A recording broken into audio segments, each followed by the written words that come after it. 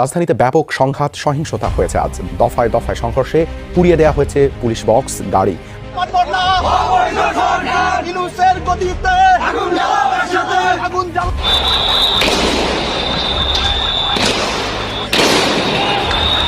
জুমার নামাজ শেষে রাজধানীতে শুরু হয় আওয়ামী লীগ ও ছাত্রলীগের কঠিন অ্যাকশন। নির্বাচন বাতিলের দাবিতে রাজপথে নামলে পুলিশের সঙ্গে দফায় দফায় সংঘর্ষে জড়িয়ে পড়ে আওয়ামী লীগের নেতাকর্মীরা। এক পর্যায়ে ত্রিমুখী সংঘর্ষে অচল হয়ে পড়ে রাজধানীর গুরুত্বপূর্ণ সড়কগুলো। আওয়ামী লীগবিহীন নির্বাচন যতই সামনে এগিয়ে আসছে, ততই মাঠে সক্রিয় হয়ে উঠছে আওয়ামী লীগ ও ছাত্রলীগ। নেতাকর্মীরা রাজধানীর প্রধান সড়ক অবরোধ করে রাখলে পুলিশ তা ছত্রভঙ্গ করার চেষ্টা চালায়। এরপর পরিস্থিতি আরও উত্তপ্ত হয়ে ওঠে। পুলিশ ও আওয়ামী লীগের নেতাকর্মীদের মধ্যে শুরু হয় দফায় দফায় সংঘর্ষ।